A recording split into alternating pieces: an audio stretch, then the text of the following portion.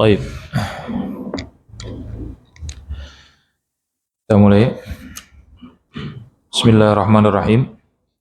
Assalamualaikum warahmatullahi wabarakatuh. Alhamdulillahi rabbil alamin. Innal hamdalillahi nahmaduhu wa nasta'inuhu wa nastaghfiruh wa nastahdihi wa natubu ilaihi wa na'udzu bihi min syururi anfusina wa sayyiati a'malina. May yahdihillahu fala mudilla lahu wa may yudlil fala hadiya lahu. Asyhadu an la ilaha illallah wahdahu la syarika lahu wa asyhadu anna Muhammadan 'abduhu wa rasuluhu la nabiyya wa la rasula ba'dahu. Allahumma salli wa sallim wa zid wa barik ala nabiyyina wa rasulina wa qudwatina Muhammad ibn Abdullah wa ala alihi wa sahbihi wa mawalah. Allahumma la ilma lana illa ma 'allamtana wa 'allimna ma yanfa'una wa zidna ilman nafi'an wa 'amalan salihan ya rabbal alamin. Rabbana atina min ladunka rahmatan wa hayyi' lana min amrina rasyada. Rabbana atina fid dunya hasanah wa fil akhirati hasanah wa qina adzabannar wa ba'du. Jamaah muslimin ikhwan yang semoga senantiasa Allah muliakan. Alhamdulillah, marilah kita bersyukur kepada Allah atas nikmat dan karunia-Nya sehingga di malam hari ini kita bisa kembali berjumpa dalam majelis pekanan kita di malam Jumat dalam kondisi yang baik insyaallah. Marilah kita bersama-sama berazam untuk menjadikan nikmat-nikmat Allah sebagai wasilah kita mentaatinya, dan marilah kita berupaya untuk tidak menjadi golongan hamba-hamba Allah yang menggunakan nikmat-nikmat karunia yang datang dari Allah sebagai wasilah berbuat durhaka kepadanya. Jamaah sekalian rahimakumullah, malam hari ini insyaallah kita akan mengkaji hadis Arba'in nomor 28. Hadis nomor 28. Baik, sebelumnya mohon maaf mungkin nanti tidak bisa seperti biasa pertanyaannya waktunya panjang karena jam 8 ya, ada kegiatan rapat, jadi nggak bisa seperti biasa ya. Biasanya kan sampai 7:30 lebih gitu. Meluas kemana-mana. Jadi disampaikan di awal. Baik, insyaallah nanti akan kita coba peringkas dan sesi tanya jawabnya tetap diberikan. Baik, jamaah sekalian rahimakumullah. Hadis nomor 28 ini diberi judul Luzumus sunnati wajtinabul bid'ah. Berusaha melazimi sunnah dan menjauhi bid'ah. Baik. Tentu di sini ada kalimat sunnah dan ada kalimat bid'ah. Sunnah ya tentu dilihat dari sudut ilmu tertentu memiliki makna yang berbeda. Ya. Ketika melihat kata sunnah, Assalamualaikum.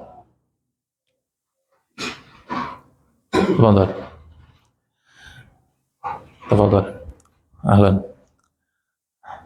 Ya, ketika melihat lafaz sunnah dari sisi ilmu hadis, maka sunnah bermakna segala apa yang datang dari Nabi sallallahu alaihi wasallam baik berupa ucapan, perbuatan dan ketetapan. Ya, itu adalah sunnah menurut hadis, ilmu hadis. Kemudian sunnah menurut ilmu usul fiqh, maka sunnah adalah sesuatu perintah yang kalau dilakukan berpahala, kalau ditinggalkan tidak berdosa. Kemudian sunnah yang lawan daripada bid'ah itu lebih identik pada ilmu akidah. Ilmu akidah itu baru mengarah kepada sunnah, lawannya bid'ah. Tentu kalimat sunnah ini kalimat yang mulia dalam syariat. Sehingga kelompok yang selamat itu disebut dengan ahlus sunnah wal jamaah. Maka ini kalimat yang dimiliki oleh seluruh kaum muslimin. Artinya seluruh kaum muslimin berhak menyandang kalimat ini selama mereka benar-benar berupaya mengikuti nabinya. Di antara kekeliruan yang kita dapati di zaman sekarang, kalimat sunnah ini banyak mengkotak-kotakkan orang, ya, sehingga ada istilahnya, ya, antum semua tahu, ya, bapak-bapak sekalian juga tahu, ada istilahnya misalnya masjid sunnah, betul ya? Seolah-olah untuk membedakan dengan masjid yang lain. Maka ini mustalah yang kurang baik dan terkesan memecah belah. Ada istilah ustadz sunnah. Ustadz sunnah yang difahami oleh masyarakat awam berarti ustadz selain sunnah adalah ustadz bid'ah. Ini keliru. Ya, maka ini hati-hati. Penggunaan kata sunnah ini tidak pernah dijadikan dari dulu para ulama sebagai pengkotak-kotakan kelompok. Ya, ini keliru. Bahkan ada yang sampai nekat, sempat rame mall sunnah, ya, mall iya ada di daerah mana, Kalimantan, ya kan, mall sunnah, ya, nanti lama kelamaan buka toko bakso sunnah. Maka sunnah tidak lagi pada tempatnya yang mulia, kalimat ini tidak lagi pada tempatnya yang mulia. Maka katakanlah sunnah itu, karena sekarang gini, kalau disematkan kepada seorang ustadz, apakah dipastikan ustadz itu benar-benar berada di atas sunnah Nabi SAW seluruhnya? Apakah berani dipastikan begitu? Hah? Tidak, semuanya berupaya untuk mendekat kepada sunnah. Maka kalimat ini, ya, kalimat yang perlu hati-hati penggunaannya. Kemudian wajtinabul bid'ah, dan menjauhkan diri dari bid'ah. Bid'ah ini tercela. Hadis yang mencela bid'ah banyak, ya. Dan juga ayat, ya, walaupun tidak ada ayat yang secara jelas menyebutkan lafaz bid'ah, tidak ada ayat dalam Al-Qur'an.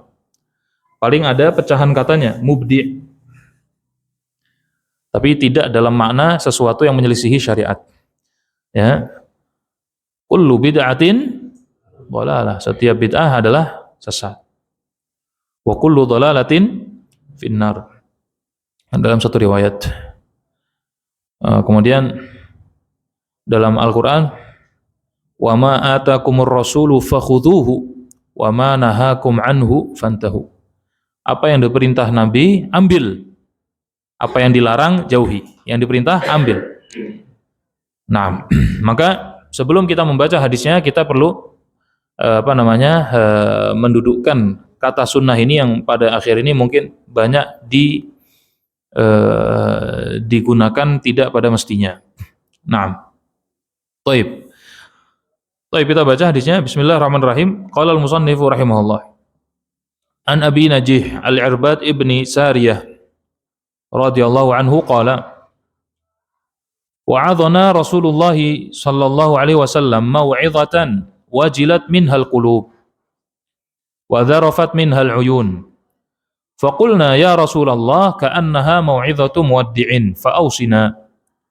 Qala usikum bitaqwallahi azza wa jal was-sam'i wat-tha'ah wa in ta'ammara 'alaikum 'abdun fa innahu may ya'ish minkum fasayara ikhtilafan katsira.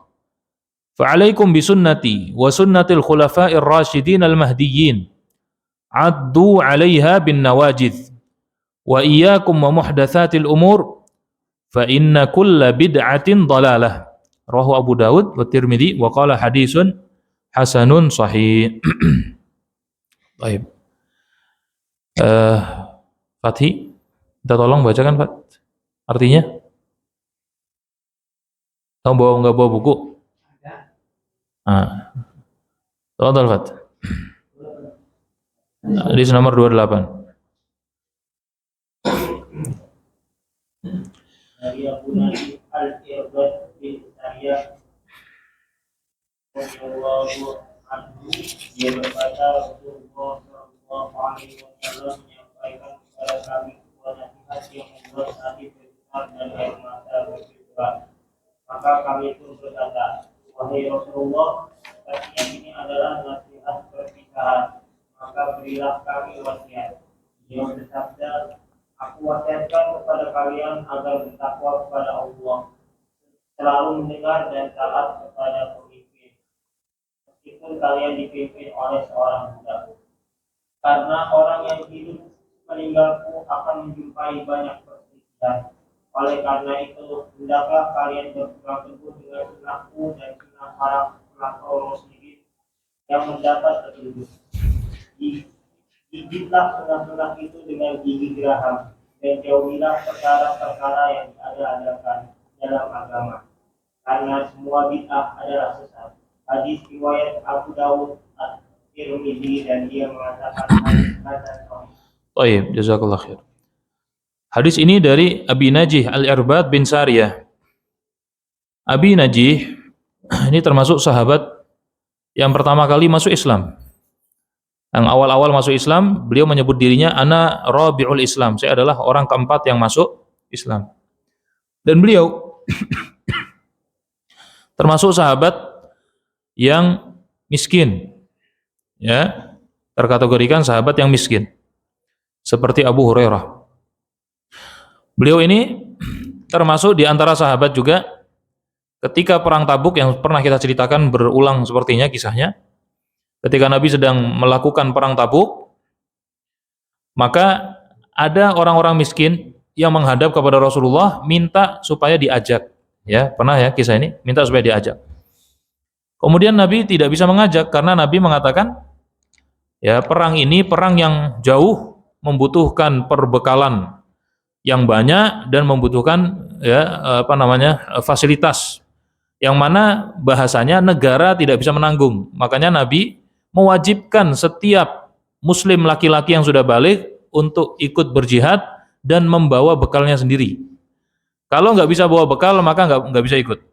Harus bawa bekal dan jauh perjalanannya. Tabuk ini melawan Romawi, perjalanannya jauh dan dalam masa paceklik, masa panas luar biasa.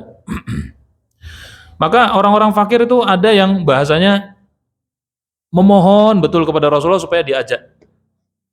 Ya, ini mentalnya sahabat ya, bukan mentalnya yang lainnya ya. Kalau yang lainnya bisa jadi dapat kesempatan nggak ikut perang, alhamdulillah. Bahkan sengaja nyari alasan supaya nggak ikut perang. Bahkan dalam perang Tabuk ini kan banyak orang-orang munafik yang minta izin kepada Rasulullah beralasan, ya Rasulullah, istri saya baru lahiran misalnya gitu.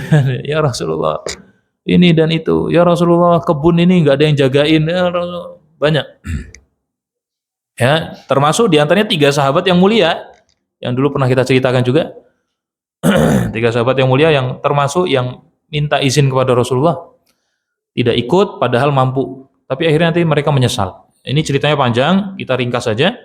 Jadi Irbad bin Sariyah ini termasuk yang mendatangi Rasulullah dari orang-orang fakir dan minta diajak untuk berjihad. Tapi Nabi mengatakan nggak bisa, mohon maaf karena nggak ada bekal, nggak cukup bekalnya. Pulanglah. Ketika mereka pulang, Allah mengabadikan tawallau wa a'yunuhum tafidu minad dam'i. Mereka pulang dalam kondisi mata bercucuran air mata. Hazanan, sedih betul, alla yajidu ma yunfikun, karena mereka enggak punya bekal. Sedih karena enggak bisa ikut. Inilah Irbad bin Sariyah termasuk di antara mereka, ya perawi hadis. Dan Irbad bin Sariyah disebutkan para ahli sirah adalah sahabat yang memiliki hati yang lembut sekali dan mudah menangis. Ya, adalah sahabat yang mudah menangis. Inilah sahabat Irbad bin Sariyah secara ringkas. Taib.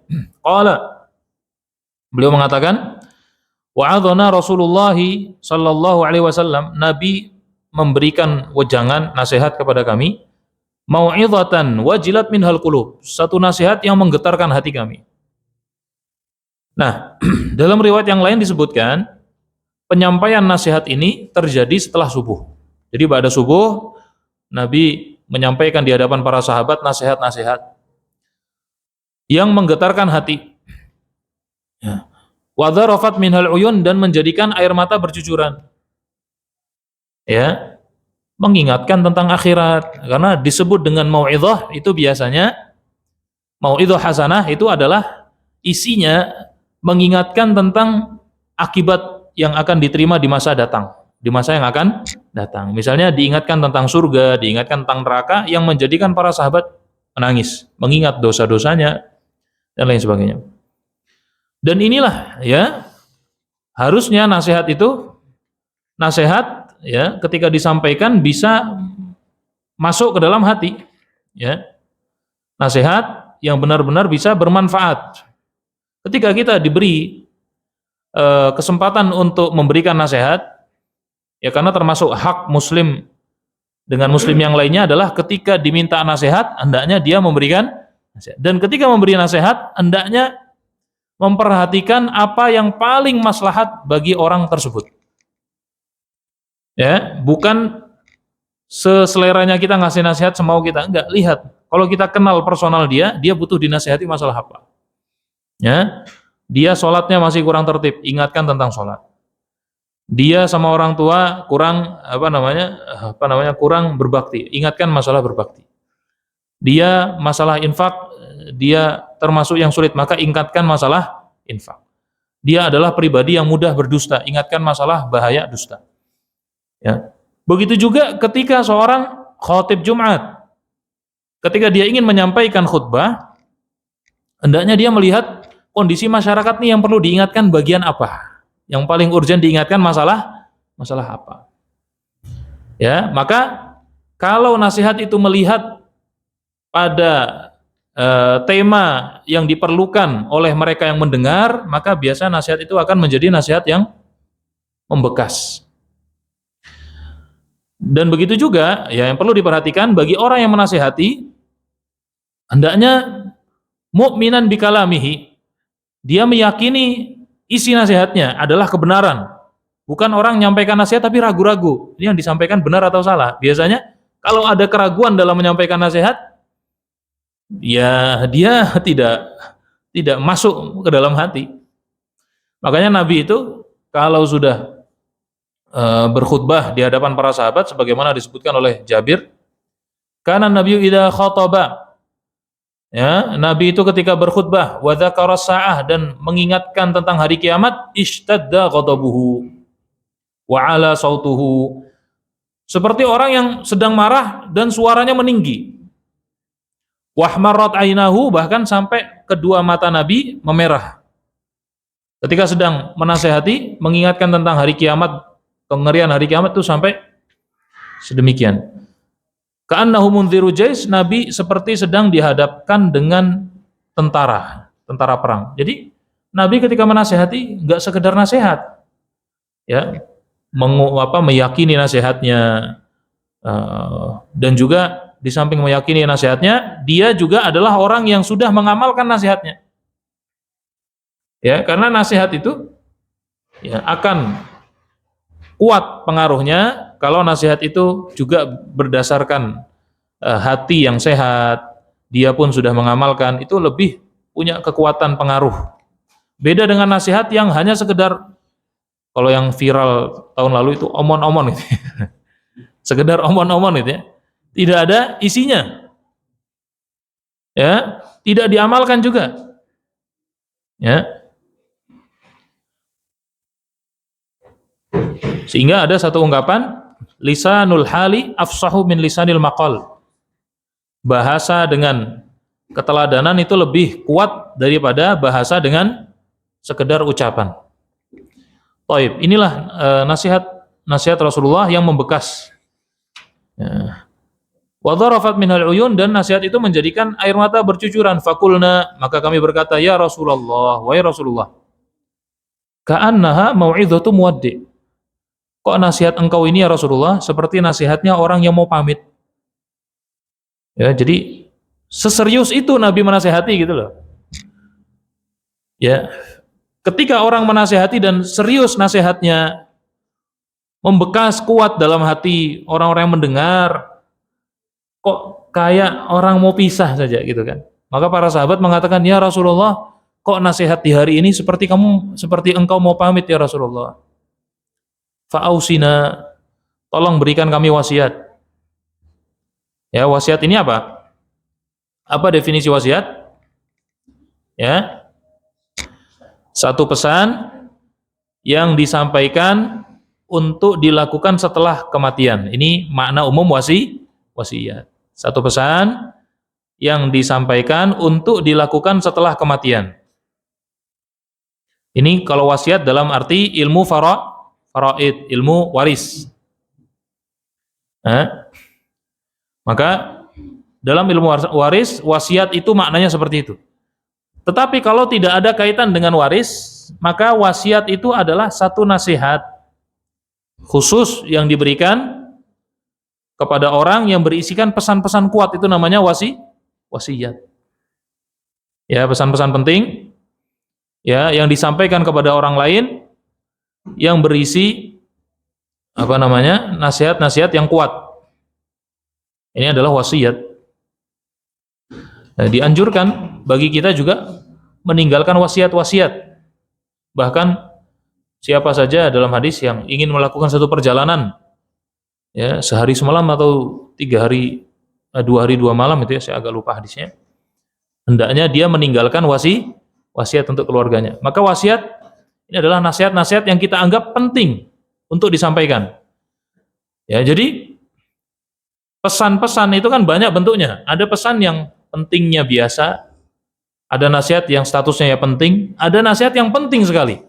Maka wasiat itu adalah nasihat yang penting sekali. Maka para sahabat mengatakan, fa'ausina ya Rasulullah, tolong beri kepada kami pesan-pesan penting menurut engkau yang perlu disampaikan kepada kami. Qala, Nabi menjawab, usikum bitaqwallah. Wasiatku kepada kalian adalah agar kalian bertakwa kepada Allah. Nah, ini jelas ya. Takwa kepada Allah ini adalah wasiat yang bukan hanya diwasiatkan ya, wasiat tentang takwa ini bukan wasiat yang disampaikan oleh Rasulullah saja kepada umatnya, melainkan wasiat takwa ini adalah wasiat yang disampaikan orang di zaman awal sampai akhir. Wasiatnya sama, adalah bertakwa kepada Allah. Allah berfirman dalam surat An-Nisa ayat 131. A'udzubillahi minasyaitonir rajim. Wa laqad wassaynal ladzina utul kitaba min qablikum wa iyyakum anittaqullah. Dan sungguh telah kami wasiatkan kepada mereka yang telah kami beri kitab dan juga sebelum kalian, dan juga wasiat ini berlaku kepada kalian. Apa wasiat itu? Anit taqullah, agar kalian bertakwa kepada Allah. Nah, maka pesan takwa ini pesan umat terdahulu dan juga pesan kepada kita umat akhir zaman. Ya, memang takwa adalah sebaik-baik bekal. Ya, kita tahu semua ayatnya, wa tazawwadu fa inna khairaz zadi taqwa, berbekallah kalian, sebaik-baik bekal yang kalian bawa menghadap Allah adalah ketakwaan.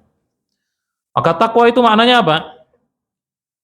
Ringkasnya takwa itu adalah melaksanakan perintah Allah, meninggalkan larangan. Itu takwa. Ada sebagian ulama yang menjelaskan takwa dengan percontohan-percontohan. Ya, seperti Abu Hurairah ketika ditanya takwa itu apa? Beliau balik bertanya kepada yang menanya, pernahkah kamu melewati jalan yang penuh dengan duri?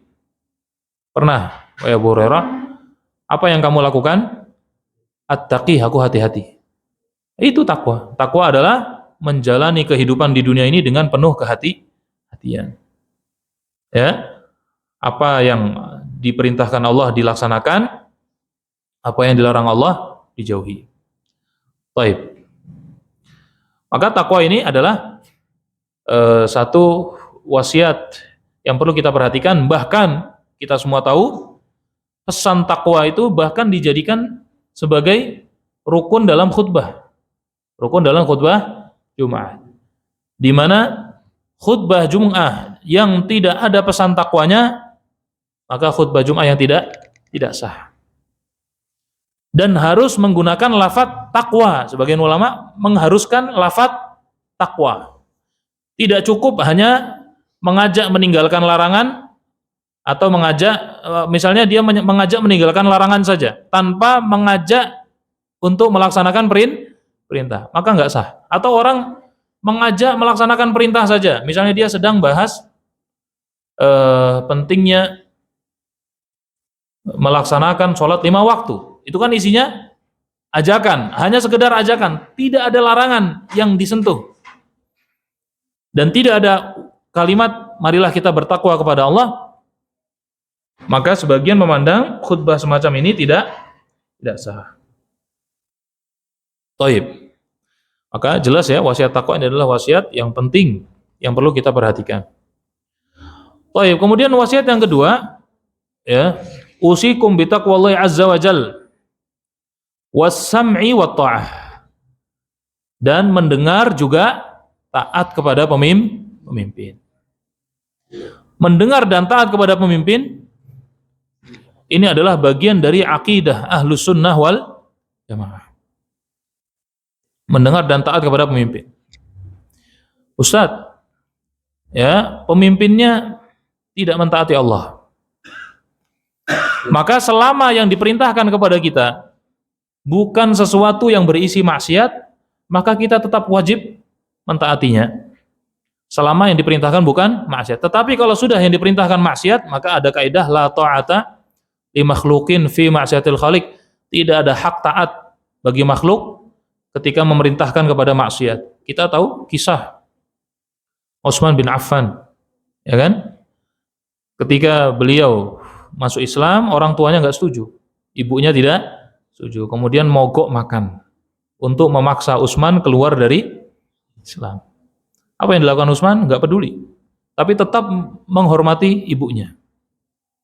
Karena menghormati ibu itu bagian daripada perintah Allah. Bahkan seandainya orang tua itu bukan seorang muslim, Al-Quran memerintahkan wasahibahuma fid dunya ma'rufa.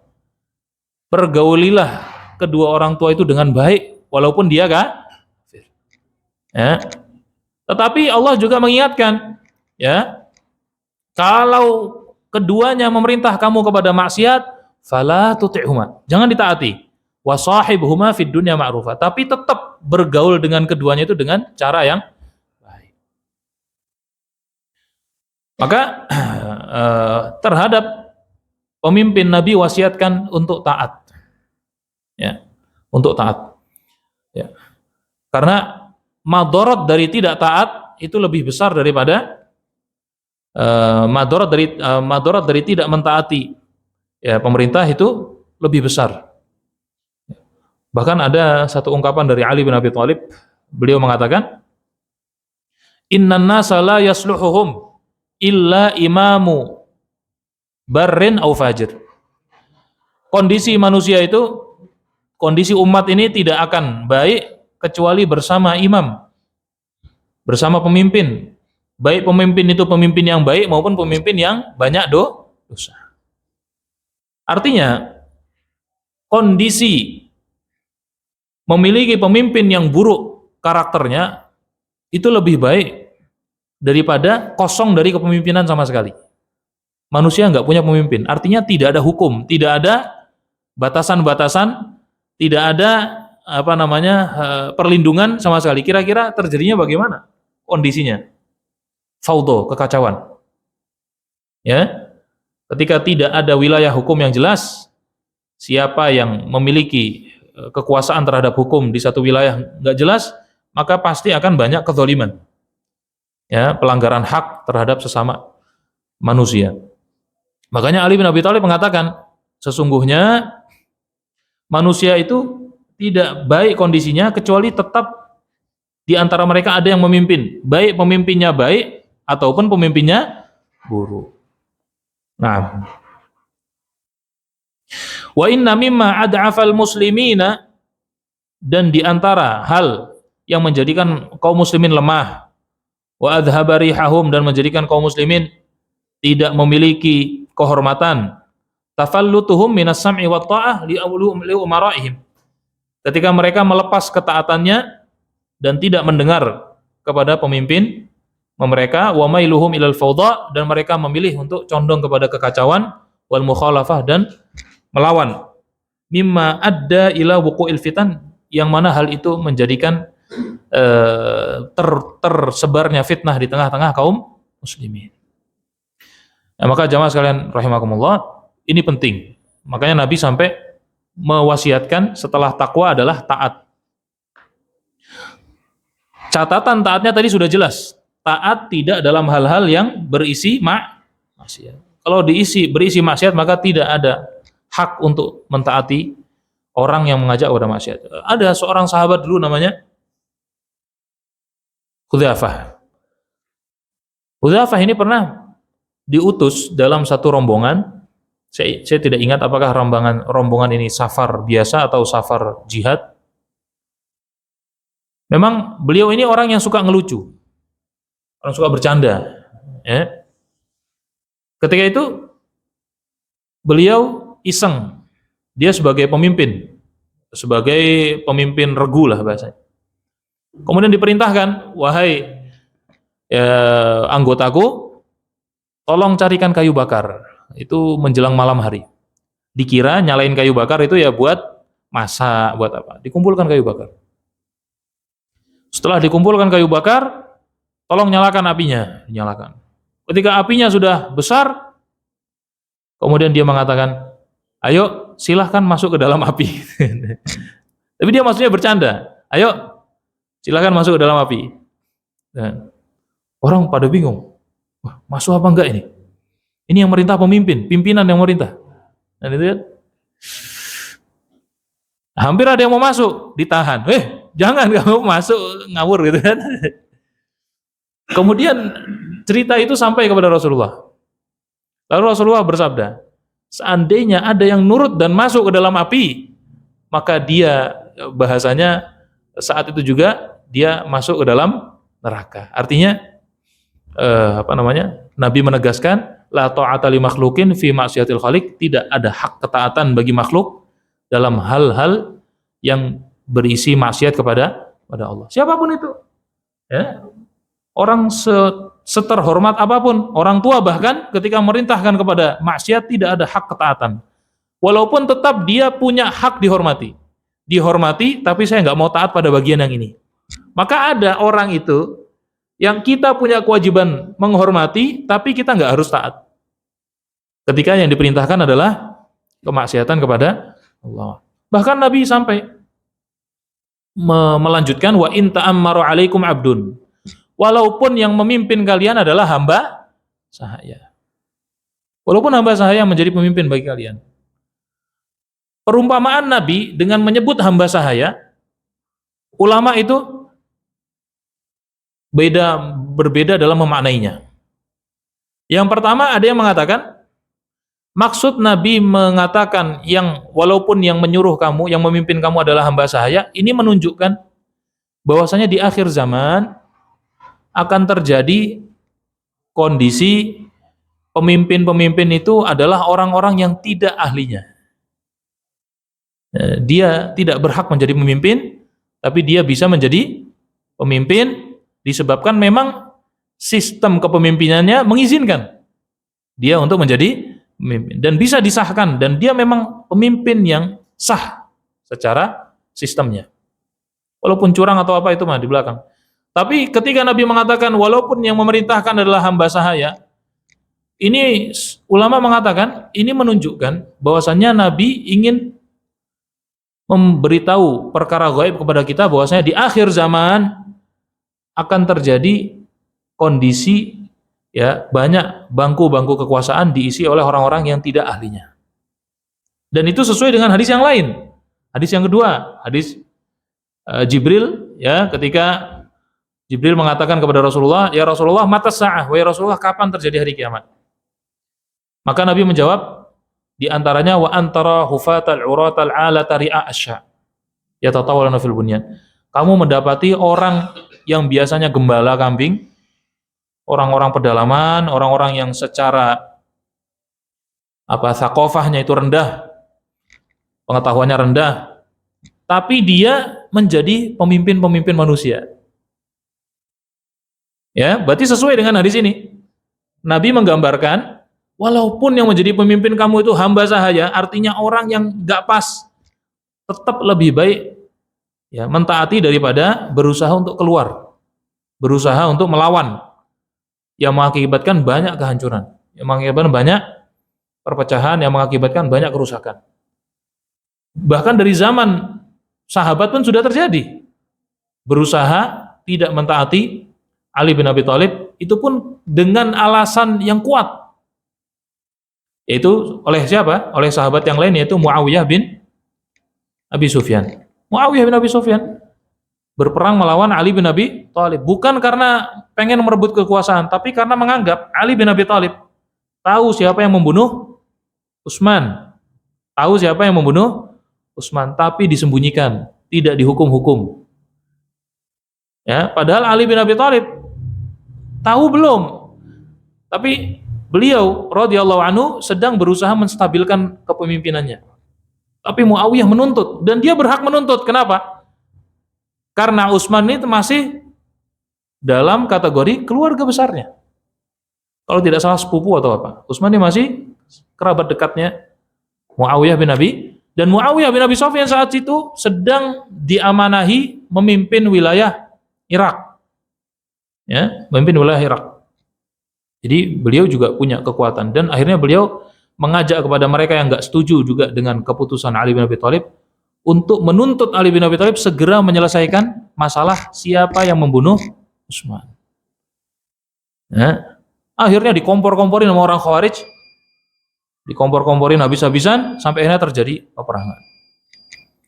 Baik, ala kulli hal, di sini Nabi mengingatkan tentang pentingnya tetap memiliki pemimpin walaupun pemimpin itu buruk.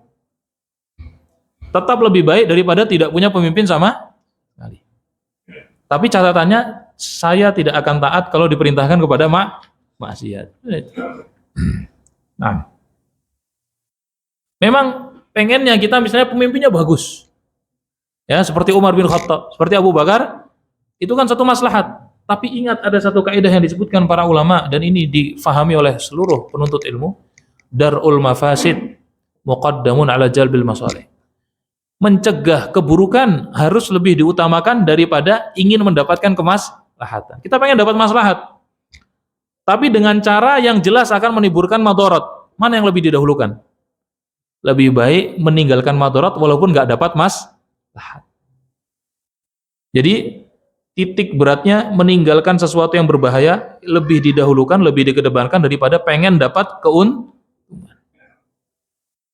Karena semangat syariat ini ketika berbicara tentang larangan, tentu larangan itu lebih identik kepada sesuatu yang membahayakan kita. Fajtanibuh, kata Nabi, tinggalkan seluruhnya.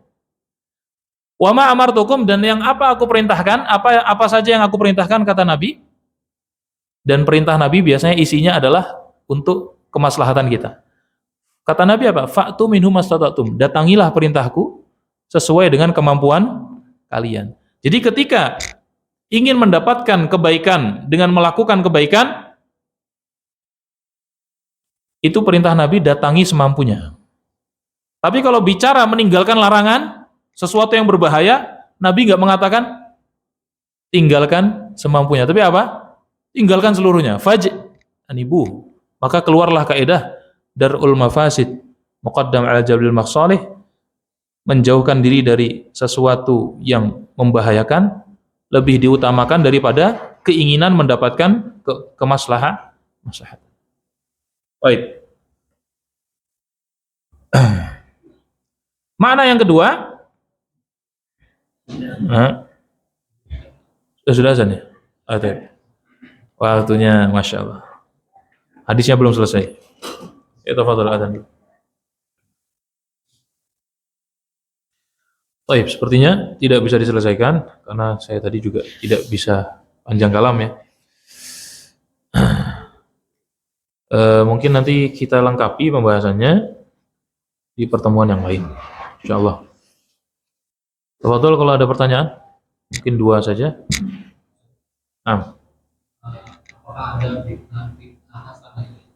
Baik. Barakallahu fik. Begini, sebenarnya para ulama sepakat bid'ah jika dalam arti sesuatu yang baru, perhatikan ini, sesuatu yang baru yang dinisbatkan kepada agama yang tidak memiliki landasan dalil baik secara umum maupun khusus. Saya ulangi, jika yang dimaknai bid'ah adalah sesuatu hal yang baru yang dinisbatkan kepada agama, maka sesuatu yang baru yang tidak ada kaitannya dengan agama bukan bid'ah. Misalnya seperti mikrofon, seperti HP, teknologi, maka itu bukan bid'ah. Atau pakai mobil, karena ada orang bilang kalau mau nggak bid'ah jangan pakai mobil, pakainya unta misalnya gitu kan. Ya. Jadi bid'ah itu adalah sesuatu yang baru yang dinisbatkan kepada agama, yang mana hal tersebut tidak memiliki landasan dalil baik umum maupun khusus. Baik dalil umum maupun khusus. Jika yang dimaknai bid'ah adalah yang ini, maka semua sepakat ini kategorinya bid'ah madzmumah, bid'ah tercela, bid'ah yang masuk di dalamnya ancaman-ancaman dari Nabi Shallallahu Alaihi Wasallam. Tetapi ketika Imam Asy-Syafi'i, ya, masyhur beliau membagi bid'ah itu ada dua, bid'ah hasanah dan bid'ah madzmumah. Dan juga bid'ah yang tadi, bid'ah hanya dalam kategori bahasa saja. Bahkan ada Imam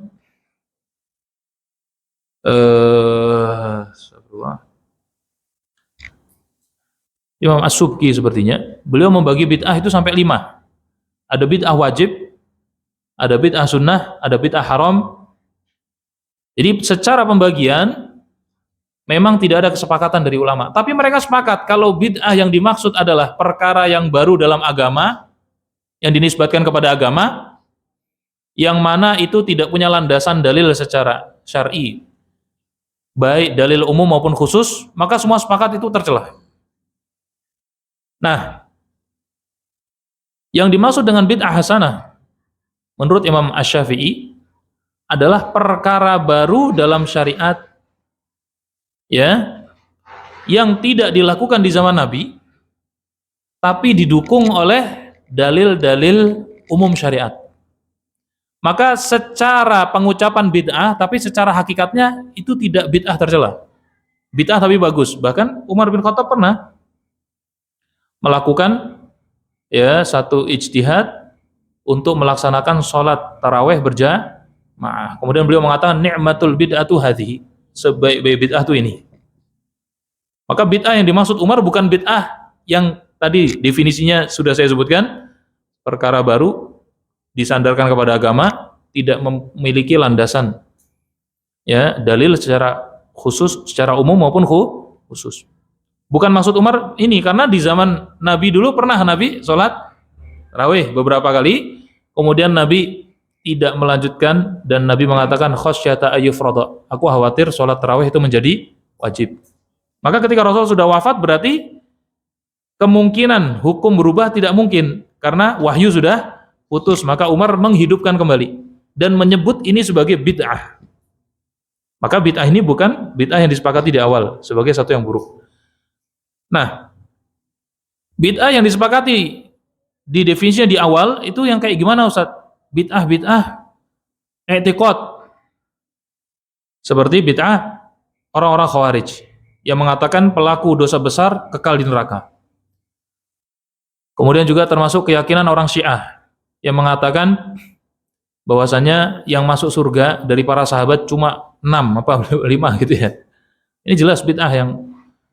Kemudian bid'ah i'tiqad ketika orang-orang Murji'ah, orang Jahmiyah yang mengatakan Allah tidak memiliki nama dan Allah tidak punya sifat. Allah tidak punya nama, tidak punya sifat. Mereka ingin menyelamatkan diri dari perdebatan karena ada yang mengatakan, ya,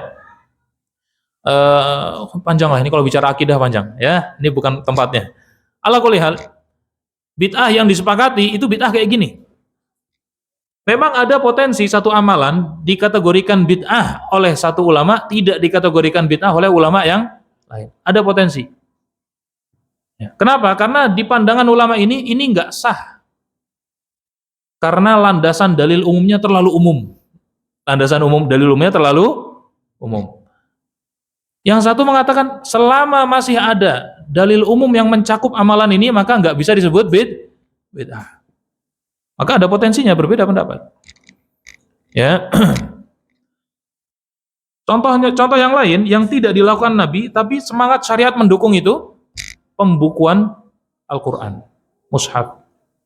Di zaman Nabi tidak terjadi pembukuan mushaf. Di zaman Utsman dibukukan. Bahkan bukan di zaman Umar, di zaman Abu Bakar mulai pembukuan awal itu di zaman Abu Bakar As-Siddiq. Abu Bakar memanggil para qurra, para penghafal Quran, di antaranya Zaid bin Thabit. Wahai Zaid, kita ini terakhir perang kita ini menewaskan 70 para penghafal Quran. Seandainya kita nggak membukukan mushaf, khawatir hilang. Sebenarnya ide pertama itu dari Umar bin Khattab, nyampaikan kepada Abu Bakar. Abu Bakar menolak pertama. Nabi nggak pernah melakukan, wahai Umar, apa-apaan itu kan? Saya nggak mau. Akhirnya Umar meyakinkan, akhirnya Abu Bakar menerima. Karena tadi memang nggak dilakukan di zaman Nabi, tapi semangat syariat mendukung itu. Dalil umum syariat mendukung itu. Dalil-dalil umum syariat mendukung perbuatan pembukuan mushaf. Pertama kali Abu Bakar menolak karena menganggap itu bagian dari khawatir masuk dalam kategori bid'ah. Datang kepada Zaid bin Thabit, wahai Zaid, kami ini udah sepakat perlu dibukukan Al-Quran mushaf. Apa jawaban Zaid bin Thabit? Wahai Abu Bakar, Umar, lebih baik saya ketimpa gunung daripada melakukan itu. Kenapa? Karena menganggap ini nggak dilakukan Rasulullah. Lebih baik saya ketimpa sama ketimpa gunung itu artinya ini beban melebihi beban saya harus ngangkat gunung gitu loh. Lebih baik saya ketimpa gunung daripada melakukan itu. Diyakinkan, akhirnya yakin. Akhirnya dilakukan pembukuan mushaf. Ya, dan lain sebagainya. Taib. Maka tadi kalau kita ingin menyepakati bid'ah itu pada area yang mana, maka kita akan sepakat semua pada area i'tiqad tadi. Bid'ah-bid'ah yang menyelisih Ahlussunnah wal Jamaah dalam sisi i'tiqad. Tetapi bid'ah-bid'ah yang lainnya ya, yang terjadi di masyarakat ya, maka berpotensi memang ada beda pandangan. Tetapi saya mengingatkan kepada jamaah sekalian, kita tetap dalam urusan din itu berhati-hati. Tanpa harus memaksa orang lain meyakini keyakinan kita. Misalnya kita mengikuti pendapat bahwasanya itu termasuk bid'ah. Baik, silahkan tidak melakukan. Tapi ketika ada ulama yang lain mengatakan itu tidak bid'ah karena punya landasan dalil umum, maka hormati pendapatnya. Tapi kita nggak ikut. Sebagai bentuk kehati-hatian, boleh nggak? Wah, itu bagus. Bukan hanya boleh, tapi itu bagus. Maka inilah yang harusnya difahami. Kadang ketika orang meyakini bid'ah, seolah-olah hal itu benar-benar bid'ah dan nggak punya dalil sama sekali. Sebutlah apa misalnya? Sebutlah misalnya tahlil misalnya. Tahlil. Seolah-olah nggak punya dalil sama sekali. Mereka punya dalil, tapi dalilnya sifatnya umum. Sifatnya umum. Dilarang, Ustaz. Hah? Di kalangan sahabat juga ada orang yang bertasbih, maka sahabat menegur. Baik, itu kejadian itu apakah disepakati sahabat atau kejadian satu sahabat? Karena dalil itu bukan ucapan sahabat. Seandainya sahabat beda pendapat, seperti kalau nanti ditarik ke masalah yang lain, kunut subuh itu ada sahabat yang nasihati anaknya, jangan anakku itu Tetapi ini menurut sahabat yang ini, artinya masalah kunut subuh di tengah sahabat ada beda pendapat. Anas bin Malik mengatakan kunut subuh. Dan muqtadha pendapat itu termasuk yang dilakukan oleh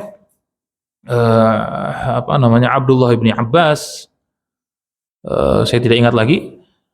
Jadi ala kulli hal, kalau terjadi perbedaan di tengah para sahabat, maka itu bukan ijma, sehingga kita memaksa orang harus kayak gini, nggak bisa. Misalnya tadi ada kejadian, ada sahabat ditegur karena melazimi tasbih dengan cara pakai batu, ya kan? Jangan melakukan itu. Itu lebih ke arah kehati-hatian tadi. Ya, ternyata dalam kasus yang lain, ya ada sahabat yang tidak mengingkari. Ada sahabat yang tidak mengingkari. Maka kalau ada ucapan sahabat, dipastikan ada yang tidak ada yang menyelisihi, baru kita bisa mengatakan itu ijma dan baru terangkat menjadi dalil. Jadi kalau ada pendapat sahabat nih, pendapat sahabat, nggak ada perbedaan pendapat, baru itu kekuatannya sama dengan dalil Al-Quran dan Sunnah. Tapi kalau terjadi di tengah sahabat perbedaan, maka hormati saja. Ini adalah seperti permasalahan para ulama yang lain, di antara ulama madhab berbeda pendapat dalam memahami dalil. Kapan terangkat menjadi dalil yang kuat, nggak boleh berbeda, kalau itu sudah menjadi tingkat ijma. Makanya yang perlu kita sadari, ya, kita sadari. Jadi, ketika ada nukilan kaul sahabat, nggak mesti pasti itu yang benar. Misalnya karena khilaf di tengah sahabat terjadi banyak. Seperti Abu Hurairah itu berpendapat ini dalam masalah puasa. Orang yang junub di subuh hari belum sempat mandi, maka puasanya nggak sah. Ini kaulnya Abu Hurairah. Pendapatnya Abu Hurairah. Diselisih nggak para sahabat yang lain? Diselisih. Maka ini tetaplah pada ranah ijtihad, bukan ijma. Kecuali semua sepakat. Abu Hurairah sepakat, semua nggak ada yang menyelisih. Baru ini kaul ini terangkat kekuatannya menjadi satu kaul yang kuat sekali dan memiliki kekuatan seperti Al-Quran dan Sunnah. Karena tadi sumber dalil yang itu ada berapa? 4 yang disepakati, Quran, Sunnah, Ijma, Qiyas. Yang paling kuat, ya urutannya yang paling kuat ya Quran, Sunnah, Ijma. Ijma itu kuatnya setelah, jadi nggak ada qaul sahabi. Ada nggak ucapan sahabat? Ucapan sahabat itu sebagai penguat pendapat. Bukan berarti meremehkan sahabat, bukan. Karena memang di tengah sahabat pun juga terjadi perbedaan pendapat dalam banyak hal. Ketika ada hadis mengatakan ikutilah aku dan sunnah para sahabat, bagian sunnah para sahabat, sunnah khulafaur rasyidin, al-mahdiyin. Baik. Maka tadi jelas kita mengikuti sahabat, bukan berarti meremehkan dan mengikuti Imam Syafi'i meninggalkan sahabat, enggak. Permasalahan yang di tengah sahabat terjadi perbedaan pendapat, maka enggak boleh mengatakan kebenaran hanya satu dari sahabat tertentu. Yang ini pasti keliru, enggak bisa. Karena dia akan menjadi benar-benar kuat kalau terjadi konsensus, kesepakatan, enggak ada yang beda pendapat. Maka itu nanti namanya ijma. Selama tidak sampai pada derajat ijma, mereka masih berbeda, kita pakai pendapat ini sah, kita pakai pendapat ini sah, karena ijtihad tidak membatalkan ijtihad yang lain. Paham ya? Bukan berarti meremehkan ucapan sahabat. Ikuti para sahabat. Loh iya, kita ini ikuti Imam Syafi'i memang nggak ngikuti sahabat. Kita ngikuti Imam Ahmad memang nggak ngikuti sahabat. Mereka dapat pemahaman itu dari mana? Dari sahabat. Maksud saya tadi, ketika nanti kita menemukan satu kaul sahabat, janganlah memposisikan kaul sahabat itu seperti nas Quran hadis yang nggak boleh beda. Kecuali kita pastikan kaul ini kaul yang tidak diselisih sahabat yang lain. Tidak ada yang menselisih. Maka baru kita mengatakan, oh iya ini nggak boleh beda nih, karena ini sudah derajatnya ijma. Begitu ya Pak Ahmad ya. Nah ini sebenarnya kalau mau membahas ini panjang, itu dipelajari dalam ilmu usul fiqh. Ilmu usul fiqh itu ilmu berinteraksi dengan dalil. Bagaimana cara berinteraksi dengan dalil? Memang kebanyakan orang menganggap remeh ilmu usul fiqh dan pengennya langsung hadis. Akhirnya buka kitab Sahih Bukhari, buka kitab Bulughul Maram, difahami sendiri, enggak coba memahami dengan pemahaman para ulama, bagaimana para sahabat bagaimana memahaminya. Pada akhirnya terjadi benturan banyak. Ya. Karena tidak mengetahui cara interaksinya. Baik. Lah, ala kulli hal, ini tentu ini penjawaban yang ringkas. Maka benar ada bid'ah hasanah versi Imam Syafi'i, tapi bukan berarti kita gampang-gampangan dengan ada bid'ah hasanah yang kita membuat sesuatu terserah saya. Enggak, karena tetap ada bid'ah yang disepakati buruk, yang tidak punya landasan sama sekali, dalil umum maupun dalil khusus. Baik, cukup ya, karena saya setelah ini ada acara. Baik, kita cukupkan. Subhanakallahumma bihamdika asyhadu an la ilaha illa anta astaghfiruka wa atubu ilaik. Jazakumullahu khairan. Sallallahu alaihi wasallam ala nabiyina Muhammad wa ala alihi washabihi ajmain. Assalamualaikum warahmatullahi wabarakatuh.